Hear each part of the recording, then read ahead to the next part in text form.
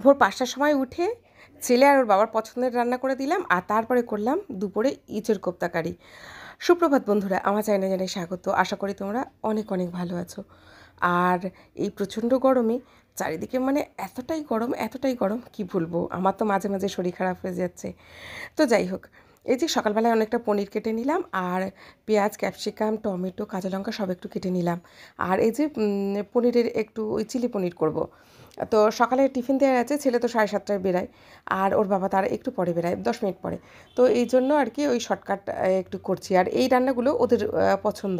এমনি সকালবেলা তো সেরকম কিছু রান্না করা যায় না, আর প্রচণ্ড গরমের জন্য ভাত তো খেতেই চাইছে না। তো বললো আজকে মা একটু পনির দিয়ে চিলি পনির করে দাও। তো ওই একটু নর্মালভাবে করবো আর কি, এই যে পেঁয়াজ, ক্যাপসিকাম, কাঁচা লঙ্কা সমস্ত কিছু একটু ওই যে ফ্রাই করে নিচ্ছি হালকা করে। আর বললো যে ওই পরোটা করে দাও। তো দুজনকে ওই পরোটা আর এই চিলি পনির করে দিচ্ছি, সেটাই নিয়ে যাবে।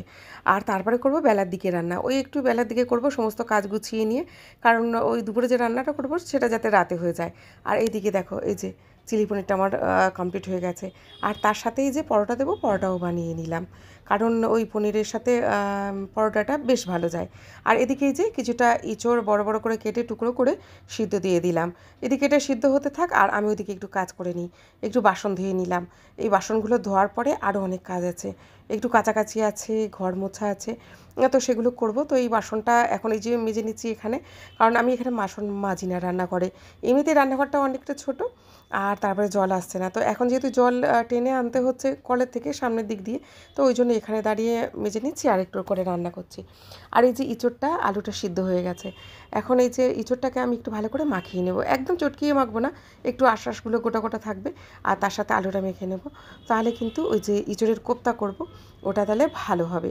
ওই আশ্বাসগুলো থাকলে ইঁচড়ের কোপ্তাটা বেশ ভালো লাগে খেতে আর কি। তো এইদিকে এই যে এরকমভাবে মাখিয়ে নিয়েছি আর কি, আশ্বাসগুলো কিন্তু রয়ে গেছে। আর এর মধ্যে এখন এই যে লবণ, হলুদ, জিরে গুঁড়ো, ধনিয়া গুঁড়ো, আদা রসুন পেস্ট সব দিয়ে দেবো। আর ওই যে বেসন আর একটা ডিমও দিয়ে দিয়েছি। ওই যে বললাম একটু করে কাজ করছি আর এদিকে করছি, বেসন আর একটা ডিম ফেটিয়ে দিয়ে এই যে এইভাবে মাখিয়ে নিলাম। নিয়ে আর এখন এই যে ছোটো ছোটো বলের আকারে করে আর কোপ্তাগুলো বানিয়ে নেব। তো ওই যে ইঁচড়ের তো নানা রকমের কোপ্তা বানানো যায়, ইঁচড় চিলিও বানানো যায়, ফ্রাই মানে নানা রকম, ইঁচড় চিংড়ি, ইঁচড় চিকেন, এইগুলো তো করা যায়। তো আমি এগুলো অল্টারনেট করে মাঝে মাঝে করি। তো আজকে ইচ্ছা হলো একটু কোপ্তা কারি করি আর কি ইঁচড়ের।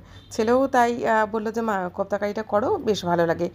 আর এই যে ইঁচড়ের চিংড়ি মাছ দিয়ে এরকম একটা কিন্তু কোপ্তা করা যায়। তো সেটা যদি সময় হয় কোনো একদিন তোমাদের সাথে শেয়ার করব। তো যাই হোক, এই যে ছোটো ছোটো বলগুলো এরকম তৈরি করে নিয়েছি, আর এগুলো এখন লাল লাল করে একটু ভেজে নেব আর কি। ওই এগুলো বেশি সময় লাগে না, অল্প একটু সময়ে 2-4 মিনিটে কিন্তু ভাজা হয়ে যায়। উপর থেকে বেশ ক্রিস্পি ক্রিস্পি হবে, আর ভিতরটা কিন্তু একদম নরম হবে। তো কোপ্তা এভাবে বানালে কিন্তু তবে খুব ভালো লাগে আর কি, টেস্টি হয়, ভিতরে ওই ঝোলটা ঢুকে যাবে। আর দেখো ভাজা হয়ে গেছে, কালারটা কত সুন্দর, আর এর ভিতরটা কিন্তু একদম নরম।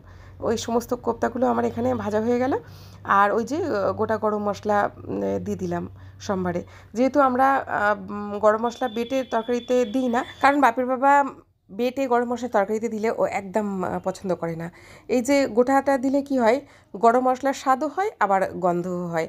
আর ওই যে বেটে দিলে তো একটা তীব্র গন্ধ মতো হয়, ওটাও পছন্দ করে না, একদম পছন্দ করে না। তো যাই হোক, এই যে দিয়ে আর সমস্ত মশলা দিয়ে আদা রসুন পেঁয়াজ টমেটো সমস্ত কিছু দিয়ে লঙ্কার গুঁড়ো হলুদ গুঁড়ো দিয়ে ভালো করে এই যে মশলাটা কষিয়ে নিলাম, একদম লাল লাল করে কষিয়ে, আর একটু বেশি পরিমাণে ঝোল দিয়ে দিলাম। দিলে আর কী হবে, এই কোপ্তাটা যে টানলে কিন্তু বেশ একটা গ্রেভিটা অল্প অল্প হয়ে আসবে, ভালো লাগবে। আর উপর থেকে একটু ঘি ছড়িয়ে দিলাম, ব্যাস এই যে ইঁচড় কোপ্তা কারি একদম রেডি, লাল লাল করে নিয়েছি।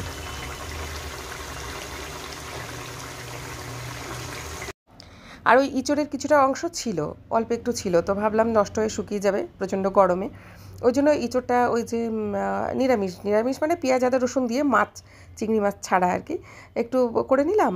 আর এই যে কোপ্তা কারি, কালারটা দেখো খুব সুন্দর কালারটা হয়েছে, আর টেস্টটাও কিন্তু খুব সুন্দর হয়েছে।